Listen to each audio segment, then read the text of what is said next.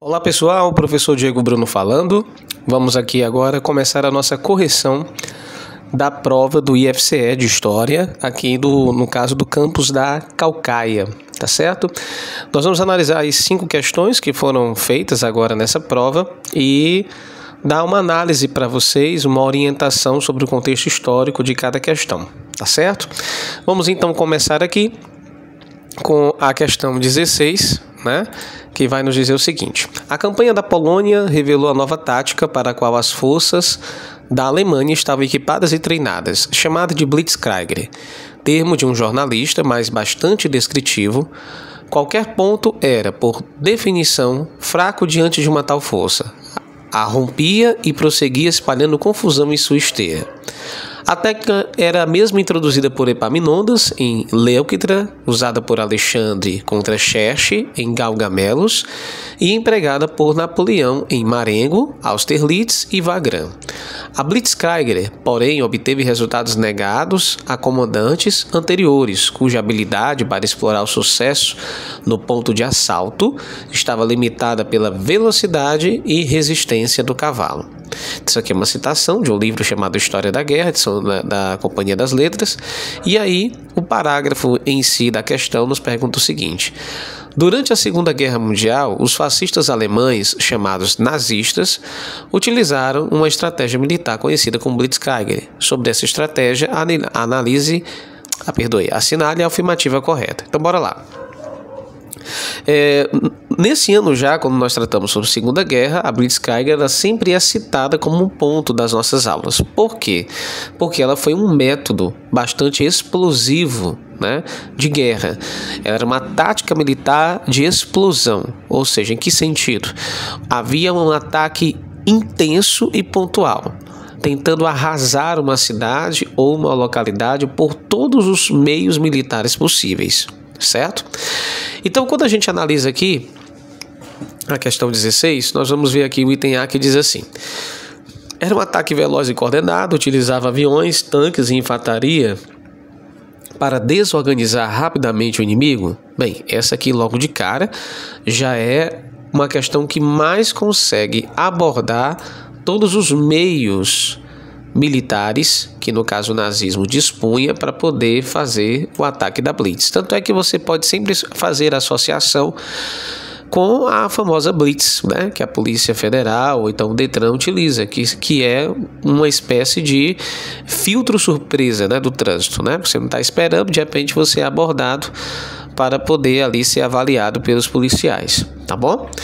O que poderia talvez, pessoal, aqui trazer um pouco de confusão, seria talvez a letra B, quando fala era uma ofensiva aérea, com bombardeios longos e intermitentes, usando balões e dirigíveis para atacar cidades inimigas indefesas. O bombardeio era uma das formas, mas não era apenas a única, por isso que a letra A é mais completa. Talvez, se você também pensasse por dedução, lógico, balões e dirigíveis, na época da Segunda Guerra Mundial, não seriam nada eficazes, dado em conta que facilmente poderiam ser abatidos por causa da sua velocidade, que era muito lenta, tá bom? A estratégia naval também não tem condições de ser, apesar de que os submarinos alemães, eles tinham uma certa tática para poder abordar e afundar muitas embarcações, e isso inclusive levou também muitos países a entrarem na guerra por terem seus navios abatidos pelos submarinos alemães, mas o ataque naval e submarinos não se encaixa no conceito de Blitzkrieg, tá certo? E sobre a questão de tropas guarnecidas em trincheiras, isso aqui já fica mais conhecido na parte da Primeira Guerra, porque a Primeira Guerra Mundial aí sim ela foi conhecida como Guerra das Trincheiras, tá bom? Então aqui até confirmando com vocês, tá aqui o nosso item correto, é o item A, tá bom? Vamos agora aqui para a questão de número 17. Questão 17, a gente está falando aqui, o assunto é Brasil, né? História do Brasil, mais especificamente sobre o período da Proclamação da República. Vamos lá ler, né? A Proclamação da República no dia 15 de novembro de 1889 é, sem dúvida, um dos acontecimentos significativos de nossa história. Feriado nacional, festejado anualmente como uma das datas cívicas mais importantes, o dia 15 de novembro se inscreve nos livros escolares e no imaginário coletivo como um acontecimento fundador do que somos, como um lugar de memória para todos os brasileiros e como um marco significativo de nossa história. Por isso mesmo, presta-se como poucos a uma reflexão mais consistente sobre o acontecimento e seu significado para a história. Então é uma citação de mais um livro de história, O Tempo do Liberalismo Oligárquico. E aí, pessoal, eu sempre falo assim: professor, é importante nós ficarmos um pouco atentos sobre a descrição do livro de onde a citação da questão foi tirada? Olha, eu particularmente acho interessante. Por quê?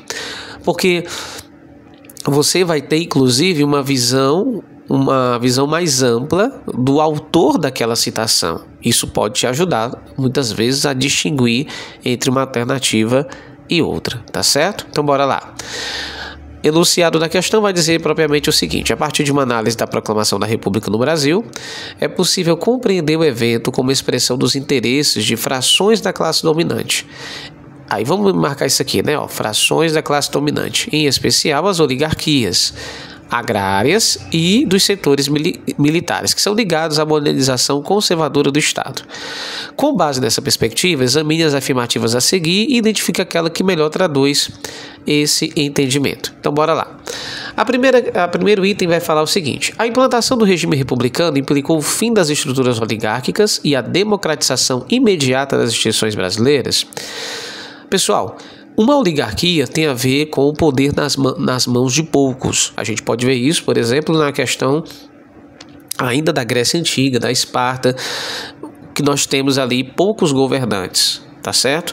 Governando com uma mão mais poderosa, com uma autoridade mais enfática. As oligarquias, que já estão sendo citadas aqui como a classe dominante agrária e também lideranças militares, elas não deixaram, né, de existir. Quer dizer, implicou o fim dessas estruturas depois que a proclamação da República fora feita? Não, claro que não. Então descarta esse item. B. A República proclamada, que atendeu aos interesses das classes dominantes, sem alterar a estrutura econômica latifundiária e nem incluir as massas populares na vida política. Olha, essa aqui já faz mais sentido. Dado em conta que você vê aqui que no próprio enunciado da questão, a expressão dos interesses estão mais ligadas à questão das oligarquias agrária e também militar. E sobre também a questão da participação mais da massa popular, pessoal, ela foi ínfima, praticamente desprezada. Então nós vemos que a B ela tem mais sentido. C. O movimento republicano foi conduzido por intelectuais marxistas e anarquistas. Gente, já não dá para entender isso, né? Aliás, já não dá para aceitar isso, dado em conta que isso aqui já teria um teor de caráter socialista, e não é essa a questão. O Brasil, inclusive, ele vai ser conservador ao longo de toda a sua história, né? E vai estar constantemente resistindo à influência comunista, apesar de haverem grupos, inclusive até partidos políticos, células socialistas aqui no Brasil. No entanto, a resistência do Brasil às influências do socialismo é muito grande. Então, claro que os intelectuais aqui marxistas não podem instaurar uma república popular aqui. Então, o movimento republicano é o contrário do socialismo nesse sentido, que ele é mais influenciado pelo positivismo, né? Vamos ver a letra D. O novo regime foi fruto da pressão das classes médias urbanas, que, organizadas em sindicatos e partidos populares, conquistaram espaço político decisivo. Aqui, esse item está associando a proclamação da República à base popular, né? E não é o caso. Você vê que a parte aqui justamente tem a ver com a oligarquia. Letra E. A monarquia foi derrubada por causa da mobilização das massas trabalhadoras. Também não faz sentido nenhum, dado em conta que, novamente, a oligarquia é a questão fundamental. Então, nós vamos ver aqui que o item correto vai ser justamente o item B. Ele atende a todas as características básicas da proclamação da República. Não inclui as massas populares, não altera a estrutura econômica latifundiária, quer dizer, os grandes latifúndios, grandes extensões de terras, grandes fazendas permanecem. E a classe dominante foi a que mais foi interessada no processo de proclamação da República. Então, conferindo aqui, nosso gabarito 17, letra B, tá bom? Vamos agora a 18. A 18 vai dizer o seguinte, agora 18 ainda é história do Brasil, e agora vai tratar sobre a questão da Constituição e o Código Penal. Vamos ler aqui. 18. Organizar o poder significava instituir estratégias que pudessem efetivar os meios de controle, de ordem sobre toda a sociedade. A Constituição e o Código Penal marcaram nitidamente o modo de pensar e de fazer da política republicana. Os comportamentos dos grupos sociais que se opunham à ordem da República eram enquadrados nos dispositivos disciplinares da lei e da Constituição. Então a gente vê até aqui que a Constituição e o Código Penal, eles eram claros na hora de disciplinar, ou seja, punir todos aqueles que eram contrários à república que havia sido instaurada, tá bom? Continuando, o Código Penal teve importância vital na organização, tanto com relação ao Estado quanto à sociedade. A preocupação dos dirigentes republicanos era, em primeiro lugar, com a ordem. Por isso, a necessidade de se apressar a instituir o Código Penal sem mesmo ter a Constituição republicana. Então, perceba, antes mesmo de organizar uma Constituição, que por si só já demorava bastante, eles já se anteveram a criar um código de punição, de leis punitivas, de leis criminatórias. Tá certo? Então bora lá. O enunciado da pergunta em si vai dizer: a consolidação da República Brasileira após sua proclamação em 1889 não foi um processo meramente institucional, mas atravessado por mecanismos de controle social e disciplinamento político. Você vê aqui, dispositivos disciplinares, disciplinamento político, estão ali todos em concordância, né?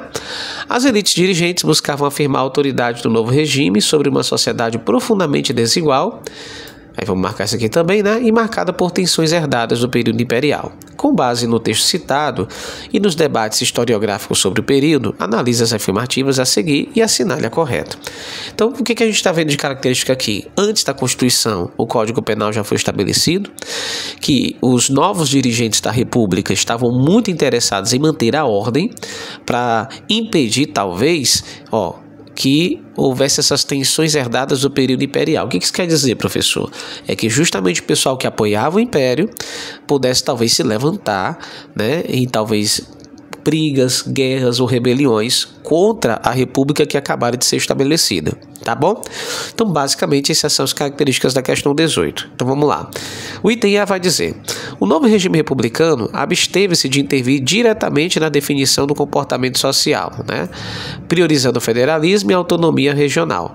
Bem, isso é totalmente o contrário, né? Ou seja, abster-se de intervir no comportamento social não é a questão. Ao contrário, eles querem enquadrar dispositivos disciplinares de lei penal.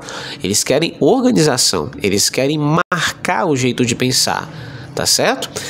Então o republicano, ele quer sim o controle social para evitar, inclusive, revoltas, né? Então o item A a gente já descarta. O item B vai dizer assim: o Código Penal republicano reforçava o caráter democrático do novo regime, vamos colocar aqui caráter democrático, né? E proteger juridicamente os movimentos sociais e os direitos dos trabalhadores. Bem, pessoal, isso aqui não faz parte. Entenda que o Código Penal, ele tem mais a ver com punições, tá certo? De criminalidade e evitar tensões. A ideia aqui não é de leis que possam reforçar movimentos sociais. Fora o fato de que a própria questão anterior que nós trabalhamos já aqui, o movimento da proclamação da República, o que a gente já percebeu? Que os dirigentes, eles são mais associados às oligarquias. Então, há pouco interesse na questão dos movimentos sociais e direitos dos trabalhadores, tá bom? Bora para C. A ordem republicana priorizou a universalização dos direitos políticos sociais, integrando amplamente os setores populares. Gente, setores populares não estiveram em harmonia ou não foram chamados para participar da proclamação da República. Então, daí a gente já corta essa alternativa. E também universalização dos direitos políticos, entenda. Universalizar significa permitir que a ampla maioria do povo possa ter direitos políticos, por exemplo, se candidatar a cargos políticos, né? E também amplos direitos sociais. A gente está no Brasil pós-Lei Áurea, 1888, um ano depois da Lei Áurea, e que ainda, por ser grande, né, gigantesco, país continental, sequer ainda a escravidão tinha sido completamente extinguida do território nacional. Então é todo um processo lento Então, não faz parte, né? D. Para sua consolidação, a República buscou impor ordem e o Código Penal foi concebido como instrumento central, vamos lá, Código Penal, como instrumento central de disciplinamento social. Olha novamente a palavra disciplina sendo colocada aqui. Só no enunciado ela já foi colocada 2 vezes. Pegou? E aqui, mais uma terceira vez. Operando antes mesmo da promulgação da Constituição. Olha, isso aqui está bem em harmonia com o final da citação do livro aqui colocado, né? Institui o Código Penal sem mesmo ter a Constituição Republicana. Então, esse é o item mais próximo. Vamos agora ao E só para finalizar. A consolidação da República promoveu uma ruptura radical com os mecanismos de controle e repressão herdados do Império, substituído por instituições populares, plebiscitárias e participativas. Não foi esse o caso, né? Quando nós estudamos a República do Brasil, nós vamos ver que a República ela é conhecida na sua primeira fase, com os 2 primeiros presidentes militares, como sendo extremamente rígidos em sufocar qualquer movimento contrário à República. Então, os mecanismos de controle e repressão, eles continuam. Aqui se está dizendo que eles romperam, não foi o caso. Então, o item que melhor explica tudo, que mais se encaixa com o enunciado, explica melhor as características da República, é o item D, em harmonia aqui com o gabarito, tá bom?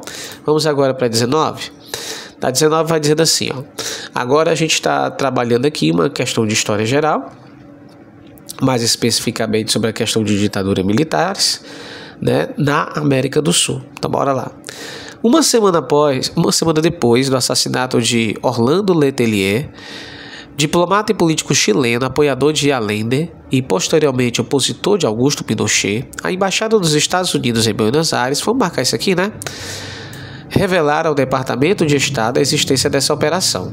Resultava de uma articulação iniciada entre o final de 74 e o início de 75. Juntava formalmente as tigradas, né? O que eram essas tigradas? Aqui tem a explicação. Setores mais violentos, brutais e ilegais dos aparatos repressivos, chilena, argentina, uruguaia e paraguaia. A brasileira compareceu à primeira reunião da quadrilha como observadora.